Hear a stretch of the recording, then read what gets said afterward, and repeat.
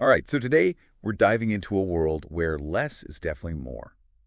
Okay. We're going to be tackling minimalism in music. Sounds good. I've always been fascinated by minimalist art and design, Mm-hmm.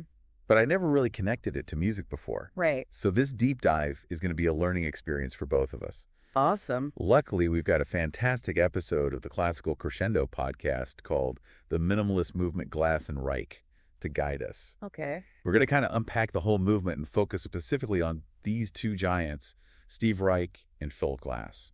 Great choices. Yeah. They were absolute game changers who Well- really shaped what minimalism became. Yeah, and, the biggest aha moment for me is that it's not just about simple repetition. Yeah. It's about using these minimalist techniques to create these incredible, complex, and moving soundscapes. Right. Honestly, my mind is already blown. Yeah, it's true. Yeah. That's one of the biggest misconceptions about minimalism. Yeah. People hear minimal and they think it's going to be right. Simplistic or boring. Right. But the real genius lies in how these composers take these simple elements and create something profound and often very emotional. Right. Okay, so before we get to the music itself, let's set the stage. Okay. We're talking about post-World War II, and the classical music world was all about complexity, right?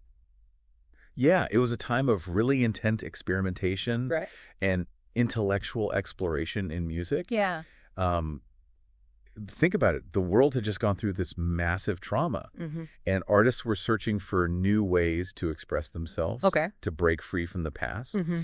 These styles were all about creating these rigorous structures Okay. and moving away from traditional harmony. Right. Were audiences ready for that kind of change? You're right. It did create a gap between the composers and the audience. Right. Not everyone was trained to appreciate or even understand the intricacies of these new sounds. That makes sense. So then minimalism pops up in the 1960s, Mm-hmm. and it's like this breath of fresh air, right? It absolutely was. Right. Minimalism was about creating a musical experience that was more direct, Right. more visceral. Mm-hmm. It shifted the focus to gradual change, Yeah. steady pulse, and creating this hypnotic effect through repetition. Right. And it's fascinating how minimalist composers were really influenced by non-Western musical traditions. Well, I'm curious which traditions specifically. Think about the rhythmic complexity of African drumming Right. and the gradual melodic development in Indian classical music. Okay. These traditions deeply influenced how minimalist composers thought about rhythm and texture. That's fascinating. It seems like they were looking beyond the Western musical canon to find new ways of creating sound. Yeah. So who are the major players in this minimalist revolution? Well, there's a group that became known as the Big Four of minimalism: Okay. Lamonti Young, Okay. Gary Riley, Mm-hmm. Steve Reich, and Philip Glass. Okay. For this deep dive, we'll be focusing on Reich and Glass as they really brought minimalism to a broader audience. Yeah. Perfect. Let's start with Steve Reich, who our source calls the innovator of rhythm and phase. Yeah. Now that sounds intriguing. He is a fascinating guy. What is it about his music that makes him so innovative? So his music is all about rhythm and pulsation. Okay. It's interesting. He actually started with piano, but found his true passion in percussion, Okay. which makes sense when you consider how central rhythm is to his style. Yeah, that does make sense. Yeah. But his background wasn't just music, right? Mm. The source mentioned something about philosophy. Right. Reich had a very interesting and diverse academic journey. Yeah. He first studied philosophy at Cornell, Uh-huh. graduating in 1957. Wow. But then he went back to music, Okay. studying at Juilliard and later earning a master's degree in composition from Mills College. He Oh. studied with some incredible composers like Luciano Berio and Darius Milhaud. Wow. It makes you wonder how his philosophy background might have influenced his approach to music, almost treating composition as a series of logical experiments. Yeah, it's like he was looking for truth and meaning, not just in the words of philosophers, but in the sounds and structures of music. Yeah. Yeah, starting to see how those different parts of his life might have come together. Mm-hmm. So the source mentions a technique he pioneered called phasing. What exactly is that? Phasing is one of Reich's most significant contributions to music. Okay. It involves taking identical musical patterns Mm-hmm. and playing them simultaneously, but gradually shifting them out of sync with each other. So they start together and then kind of drift apart rhythmically. Yes, exactly. Have I ever heard this in music before without even realizing it? It's very possible. Okay. It creates this mesmerizing effect, Yeah. the subtle shifts in the sonic texture. Okay. Think of it as a musical kaleidoscope that's constantly changing. Okay. Reich first explored this using tape loops, Okay. literally recording sounds on tape and playing them back at slightly different speeds. Later, he adapted this technique to live instruments, which was revolutionary for musical performance. I'm picturing two musicians playing the same thing but slightly off, and all these intricate patterns emerging. Yeah. It sounds almost mathematical. Yeah, it's very mathematical. So where can we actually hear this phasing in action? Were there any pieces that really showcase this technique? One of his earliest and most impactful phasing works is It's Gonna Rain from 1965. It's Gonna Rain. That doesn't sound very minimalist. What's the story behind that title? Well, the source material might surprise you. Okay. Reich took a recording of a Pentecostal preacher, Brother Walter, who was talking about the end of the world. Whoa, a preacher. That's not what I expected. Yeah. How did he turn that into minimalist music? It's ingenious, really. Oh. He took 2 tape loops of this sermon, Mhm. played them simultaneously, and let them slowly fall out of sync. Uh-huh. The result, this incredible, complex, and shifting soundscape, all created from that one simple source. That's wild. It's like he found this hidden complexity within something that seems so simple. It is. So did he stick with tape loops, or did he move on to other ways of creating phasing? He did experiment with tape loops for a while, Okay. but a pivotal work, Piano Phase, from 1967 marked his transition to live performance. Okay. This piece is for 2 pianos or marimbas playing the same pattern. Mm. One performer gradually speeds up, which causes the music to move out of phase.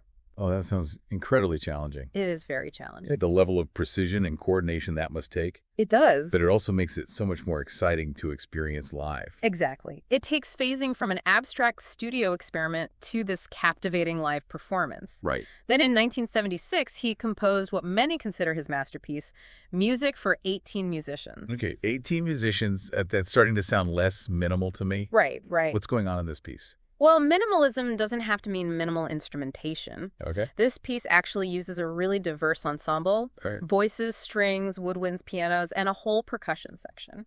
It's built around a cycle of 11 chords that are explored through various instrumental combinations. Okay. Music for 18 musicians is unique because it takes a more harmonic and orchestrated approach to minimalism. Oh. It's not just about the rhythm anymore. It's Oh. also about the interaction of harmonies and colors. So it's still minimalist, but he's evolving the concept, adding layers of complexity. Exactly. And audiences and critics absolutely loved it. Okay. It's widely considered a masterpiece of the genre. I'm sensing a theme here. Yeah. Reich seems to be constantly pushing the boundaries of what minimalism can be. Yeah. He was a sponge for new ideas. Yeah. And sounds Did any of his other interests outside of Western classical music make their way into his compositions? absolutely. His study of African drumming in Ghana fueled his fascination with rhythm even further. Okay. He also explored Balinese gamelan music Right. and integrated those unique rhythmic structures into his work. Wow. Even his Jewish heritage is reflected in pieces like Tehillim from 1981, Right. which sets Hebrew texts to music. Wow, talk about a global approach to composition. He was drawing inspiration from all over the world. He was. It sounds like he really helped expand the possibilities of what Western music could be. He really did, and his impact is undeniable. Yeah? He pushed the rhythmic boundaries of Western music and influenced other genres like electronic music and progressive rock. Wow. In fact, he won the Pulitzer Prize for Music in 2009 for his piece Double Sextet, which really solidified his status as a true pioneer of minimalist music. So Steve Reich definitely cemented his place as a minimalist innovator. Yeah, absolutely. Now let's talk about Philip Glass. Okay. How does he fit into all of this? Philip Glass is often considered the master of harmonic simplicity. Okay. His music has this almost meditative quality, Mhm. created through simple harmonic progressions and his signature repetitive structures. Right. It can be incredibly hypnotic. So while Reich was obsessed with rhythm, Yeah. Glass was exploring the power of harmony. You could say that, yes, of course, both elements are present in their music. It's just a matter of emphasis. Okay, makes sense. What about Glass's background? Did he also have that diverse educational path like Reich? Well, Glass grew up surrounded by music. Okay. His father owned a record store, Uh-huh. so he was exposed to a huge range of genres from a very young age. Mm. He actually studied mathematics and philosophy at the University of Chicago. Wait, math and philosophy. Yeah. Now that's interesting. It is, right? Yeah. But like Reich he ultimately couldn't resist the pull of music. Right. He went on to study composition at Juilliard. So they both ended up at Juilliard. Yeah. What a small world did they know each other. I'm not sure if they crossed paths there. Okay. But it is fascinating how their paths converged. Yeah. And just like Reich, Glass had some incredibly influential mentors. Okay. He studied with Nadia Boulanger in Paris, a legendary composition teacher who taught some of the biggest names in 20th century music. Wow. And perhaps even more significantly, he worked with the Indian sitar virtuoso Ravi Shankar. Whoa. Ravi Shankar, that must have had a huge impact on his musical development. Absolutely. I can only imagine the kinds of things he learned from a master like that. Yeah, Shankar's influence is so evident in Glass's use of additive rhythms. Okay. And his focus on creating that meditative hypnotic effect through repetition. So Glass had this incredible foundation in both Western and Eastern musical traditions. He did. How did that translate into his own unique style? Well, repetition and gradual change are definitely core elements of his music. Okay. He often uses what are called additive rhythms, where he starts with a small musical unit and then gradually adds or subtracts notes to create these evolving patterns. Okay. And he really emphasizes simple harmonic progressions, almost like he's creating a trance-like state for the listener. That's so interesting. I've definitely felt that trance-like effect listening to some of his music. Yeah. It's almost like he's tapping into something primal, Yeah. something beyond language. Yeah. What are some of his key works that really showcase this style? Yeah. The pieces that everyone should hear to understand Philip Glass. Well, one that really shook things up in the opera world was Einstein on the Beach from 1976. Einstein on the Beach. That title alone is intriguing. Yeah. What's the story behind this opera? It's an experimental opera that Glass created with director Robert Wilson. Okay. And it's completely unlike any traditional opera you've ever seen. I'm all ears. Tell me more. What makes it so different? Well, for starters, it's about 5 hours long with no intermission. 5 hours. Wow, that's longer than some movies. It is. It's definitely a commitment. It is, and it doesn't have a traditional narrative or plot. Okay. Instead, it uses repetitive music and these abstract visuals to explore really big themes related to science, technology, and the human condition. That sounds incredibly ambitious. Yeah. How did audiences react to something so unconventional? It was definitely a groundbreaking work, even if it wasn't for everyone. It challenged audiences and critics alike, and it really solidified Glass's position as a leading figure in contemporary music. So it was pushing boundaries, making people rethink what opera could be. What came after that? Did he continue to experiment, or did he create more accessible works as well? He did both. A few years later, in 1982, he composed Glassworks. Glassworks. I've heard that title before. What's special about that piece? Well, Glass was very aware that his music could be challenging for some listeners. Okay. So he specifically designed Glassworks to introduce his music to a wider audience. Oh, I see. It's like Philip Glass for beginners? You could say that. Yeah. It's a 6-movement work that combines electronic and acoustic instruments, and it's incredibly beautiful and accessible. Wow. It ended up being one of his most popular albums. Okay, that's good to know.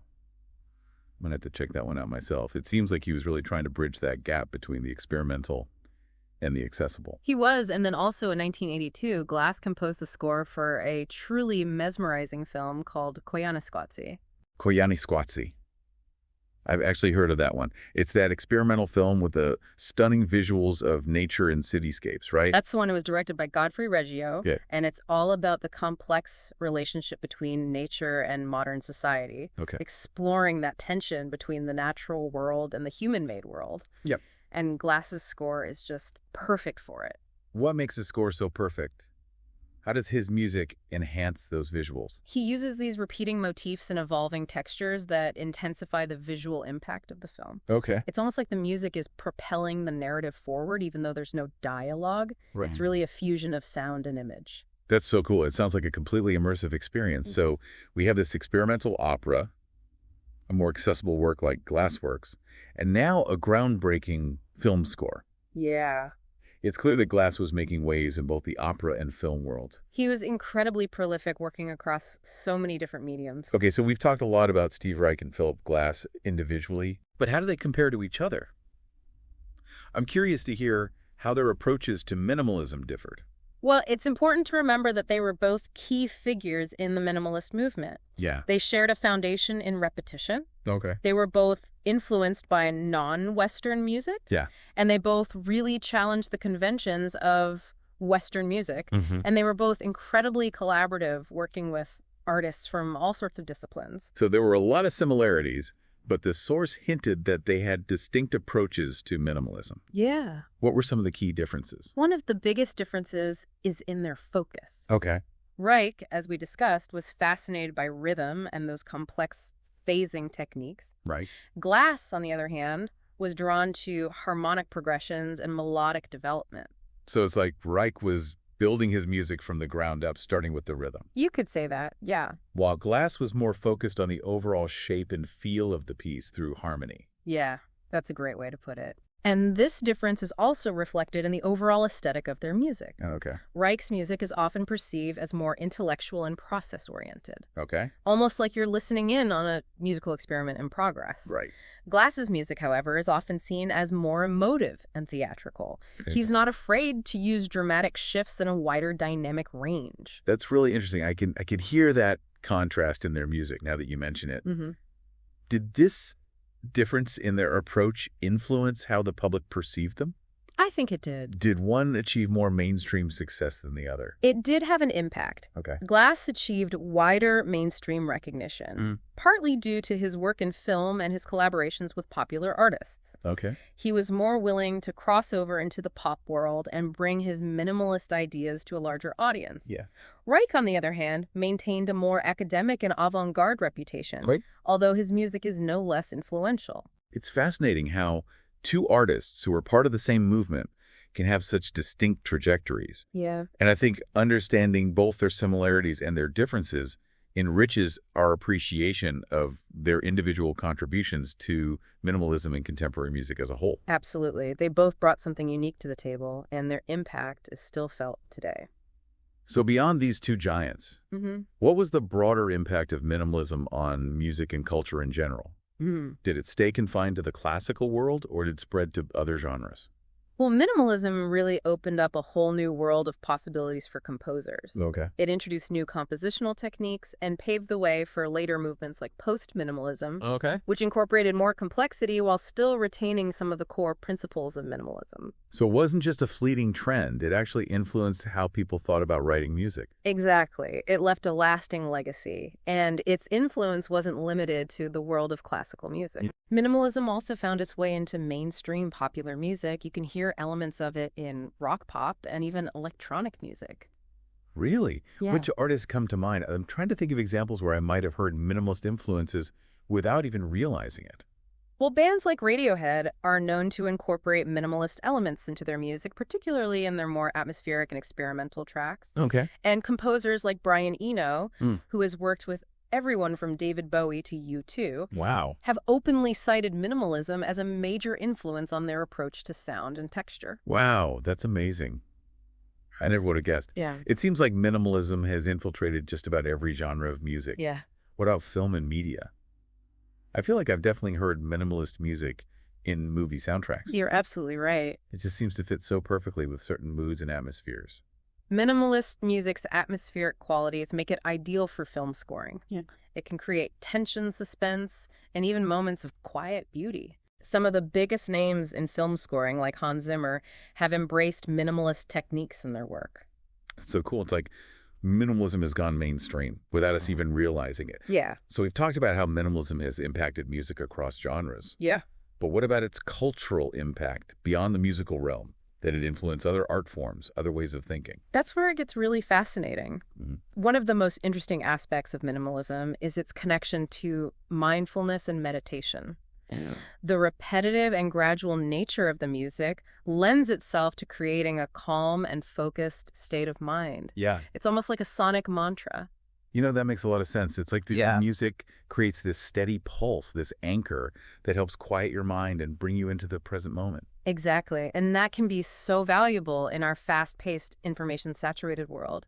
Minimalism offers a kind of sonic sanctuary, a place to escape the noise and chaos and just... I love that sonic sanctuary. Yeah. It's like a form of musical mindfulness. It's really resonating with me. I never thought about it that way before. It's remarkable, isn't it? And it's interesting to note that minimalism in music coincided with similar trends in visual arts and architecture. Yeah. We saw a shift towards simplicity and functionality in design. Right. With clean lines, And a focus on essential elements. Oh, yeah, like those minimalist paintings with just blocks of color. Yeah. And those super sleek modern buildings. Exactly. It seems like there was a broader cultural shift towards simplicity and a rejection of excess in the mid-20th century. And minimalism in music was a big part of that. So it wasn't just about the music itself. It was reflecting something deeper about the times, a yearning for a different way of experiencing the world. I think so. It was a reaction against the excesses of the post-war era, a desire to strip things back to their essence, to find beauty and meaning in simplicity. It's amazing how an artistic movement can say so much about the culture that created it. It is. But it wasn't all smooth sailing for minimalism, right? There were criticisms and controversies along the way.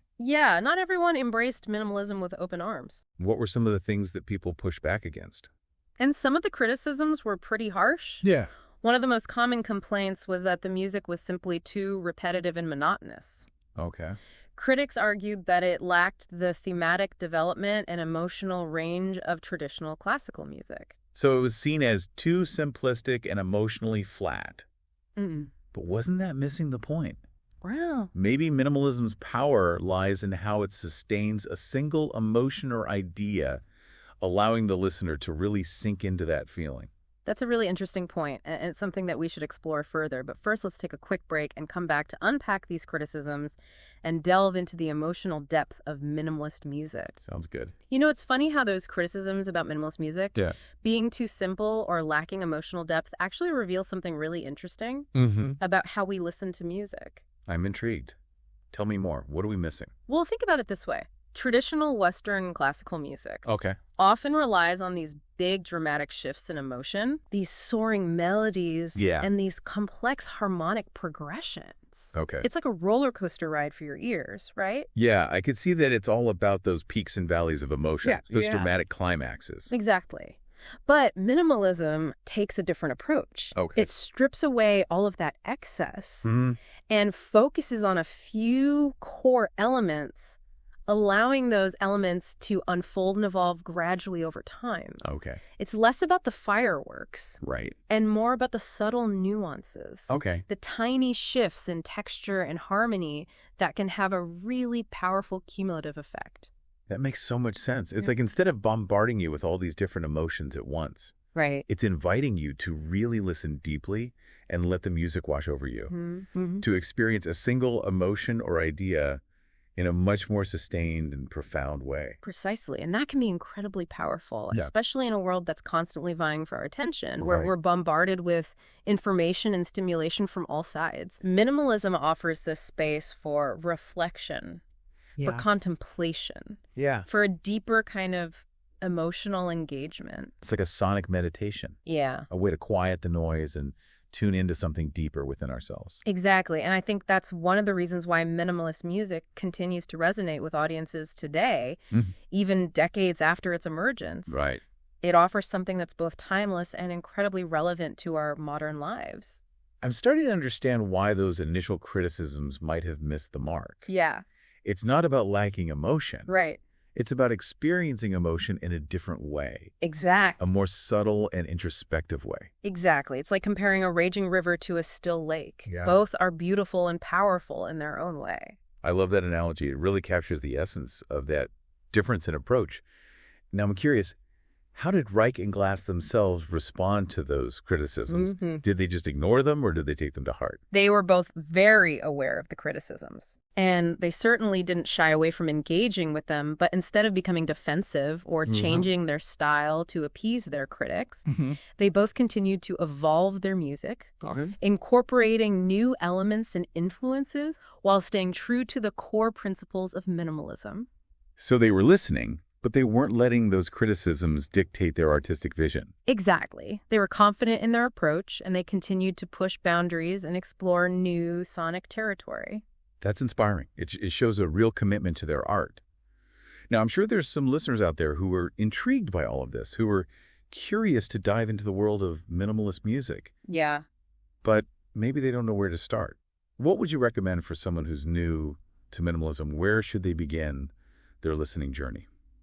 Well, you're in luck, Because the Classical Crescendo episode we're diving into has a whole segment dedicated to listening recommendations. Okay, perfect. They've got some great suggestions for both Reich and Glass. Hit me with some must-listen pieces. For Steve Reich, they suggest starting with Drumming from 1971. Okay. It's a fascinating exploration of rhythmic patterns inspired by his studies of African percussion. Okay. Drumming. It is that makes sense, given his love of rhythm and his time in Africa. What else is on the Reich starter pack? They also recommend Different Trains from 1988, Okay. which is a bit more experimental. It's a string quartet, Okay. but it also incorporates recorded speech samples. Speech samples in a string quartet that's unexpected. Yeah. How did audiences react to that? Was it controversial? It was definitely groundbreaking at the time, Yeah. but it was also met with critical acclaim. Okay. It showed how minimalism could be used to tell stories and evoke complex emotions, expanding the possibilities of the genre even further. Wow. I'm adding Different Trains to my list, for sure. It Yeah. sounds incredibly powerful. Any other Reich essentials before we move on to Glass? One more for Reich, Electric Counterpoint from 1987. Okay. This one is written for electric guitar. Okay, electric guitar in a minimalist piece. Yes. Now that I have to... And was actually recorded by the legendary jazz guitarist Pat Metheny. Oh, wow. Okay. It's a beautiful piece full of energy and texture. Okay. It creates this shimmering, layered soundscape that's both energetic and meditative. Okay, you've convinced me Reich is officially on my playlist now. What about Philip Glass? What are the essential Glass pieces for a newbie like me? For a taste of his signature piano style, they recommend Metamorphosis from 1988. Okay. It's a solo piano work consisting of 5 movements that really showcase his ability to create hypnotic and emotionally resonant music with relatively simple means. Simple yet powerful. That seems to be a recurring theme with these minimalist composers. It is. It's all about making the most out of a few carefully chosen elements. What else is on the Glass must-listen list? For a truly cinematic experience, they recommend checking out his score for the film The Hours from 2002. Okay. It's a perfect example of how his music can create atmosphere, tension, and emotional depth in a visual medium. If you've seen the film, you know how beautifully his music complements those powerful performances. I love that movie. I'll have to pay closer attention to the music next time I watch it. Any final Glass recommendations before we wrap up this musical journey? Yes, for a taste of his orchestral writing, they suggest his Symphony No. 3 from 1995. Okay. It's a chamber symphony that demonstrates his ability to create large-scale works. Wow. While still adhering to the minimalist principles of repetition and gradual development. Okay. It's a really beautiful and moving piece. Okay, I'm adding all of these to my listening queue. Thanks for the recommendations. Now, before we wrap up this deep dive, I'm curious about one more thing. We've talked about how influential minimalism was in the 20th century. But where does it stand today? Is it still relevant, or has it been overshadowed by newer musical trends? That's a great question, and it's something that the Classical Crescendo episode addresses as well. They make the point that both Reich and Glass continued to evolve their styles throughout their careers, incorporating new elements and influences into their music. Minimalism wasn't this static movement that just froze in time. It was constantly growing and adapting. So it wasn't just a moment in time. No. It was a starting point for something bigger. Exactly. And with the increasing globalization of music, minimalism has spread far beyond its American roots, inspiring composers all over the world. Wow. We're seeing new interpretations and variations on the minimalist theme emerge all the time. It's exciting to think about how this movement that started decades ago is still influencing music today. Are there any contemporary composers who are carrying the minimalist torch, so to speak? Absolutely. A new generation of composers like Max Richter and Ludovico Einaudi are building on the foundations laid by Reich and Glass.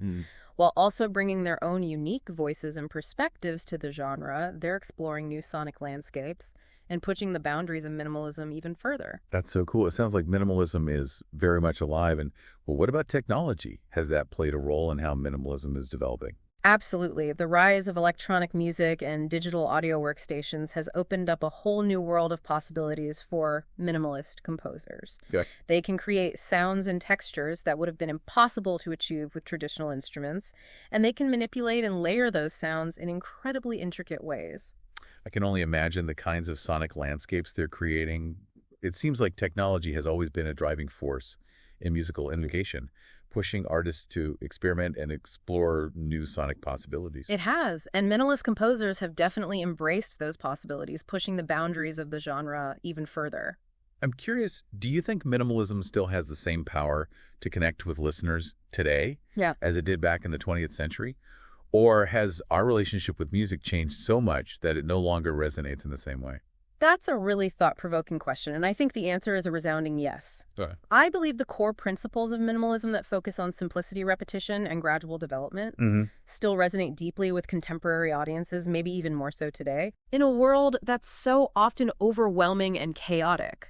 I can see that it's like minimalism offers a kind of antidote to the information overload. It is. The constant stimulation, the frantic pace of modern life. Exactly. It's a sonic refuge. Yeah. A place to find stillness, focus, and a sense of peace. Right. And because it's so adaptable, its principles can be applied across genres and mediums, ensuring its continued relevance in our ever-evolving musical landscape. I love that minimalism is a source of peace and clarity in a world that's constantly trying to pull us in a million different directions. Yeah. Such a powerful idea. Well, it sounds like we've thoroughly explored the world of minimalism. We have. From its origins to its future, from its technical intricacies to its emotional depth, and from its influence on music to its broader cultural impact.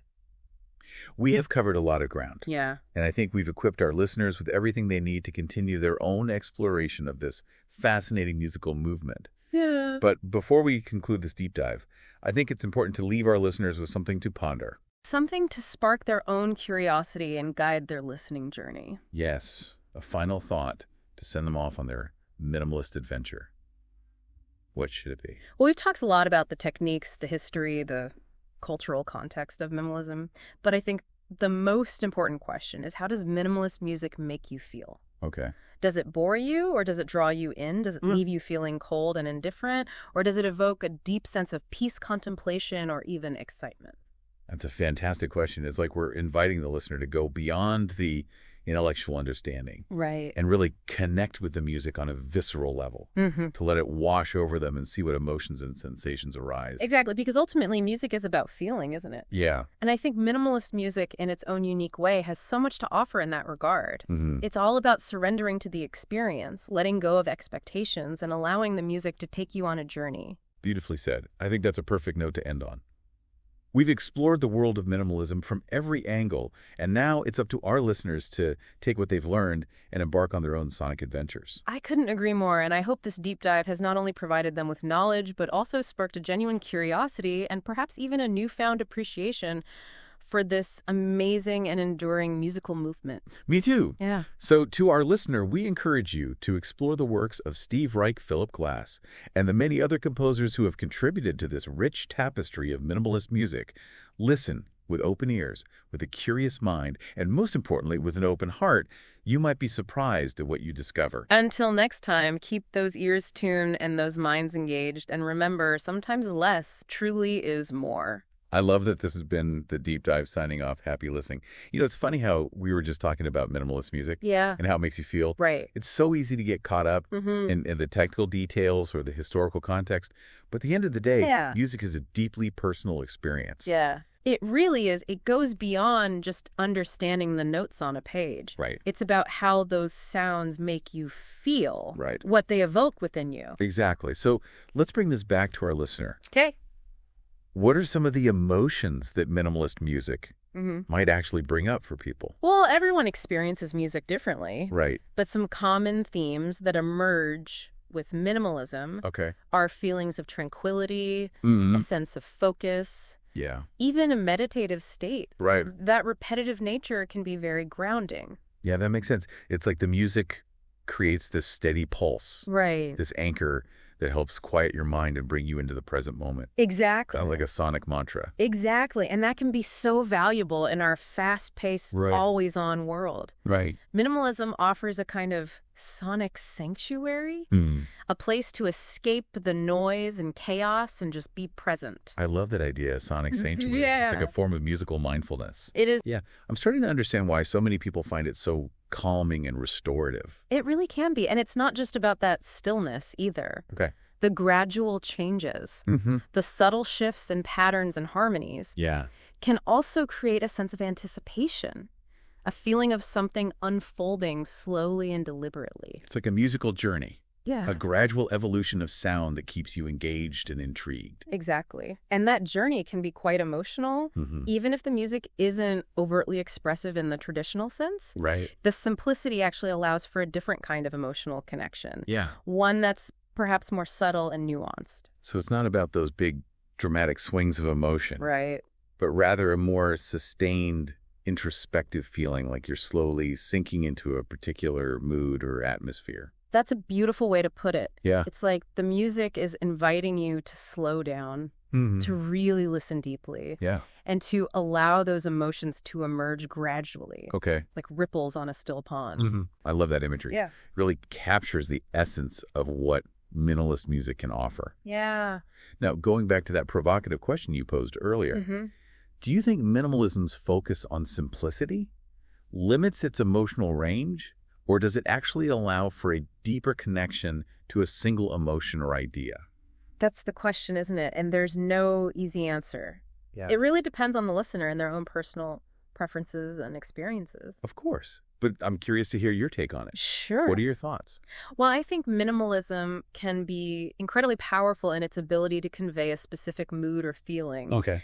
By stripping away all the excess, by focusing on just a few core elements. Okay. The music can create a very intense and focused emotional experience. So it's like a laser beam of emotion rather than a scattered light show. Exactly. And that laser-like focus can be incredibly effective, especially in certain contexts like film scoring, where the music needs to enhance and support the visuals and the narrative without overwhelming them. Right. It's about creating atmosphere and mood rather than telling a complete story on its own. But I can also see how some listeners might find that kind of singular focus limiting. They might crave more variety, more dynamic shifts, more of a roller coaster ride of emotions. Absolutely. It's like some people prefer a multi-course meal with all the bells and whistles, while others find more satisfaction in a simple, perfectly prepared dish. Right. There's no right or wrong answer. Yeah. It's all about what resonates with you on a personal level. Well said. I think that's a perfect way to sum up our exploration of minimalist music. Okay. We've covered so much ground today, from the technical aspects of phasing and repetition to the philosophical underpinnings of the movement, and from its historical context to its lasting impact on music and culture. We've really gone deep. Yeah. And I think our listener is now well equipped to continue their own journey into the world of minimalist music. Absolutely. So to our listener, we encourage you to explore the works of Steve Reich, Philip Glass, and the many other composers who have contributed to this rich and diverse tapestry of minimalist music. Listen with open ears, a curious mind, and most importantly, with an open heart. You might just discover something truly special. And until next time, keep those ears tuned and those minds engaged. And remember, sometimes less truly is more. What a beautiful thought this has been. The Deep Dive signing off. Happy listening.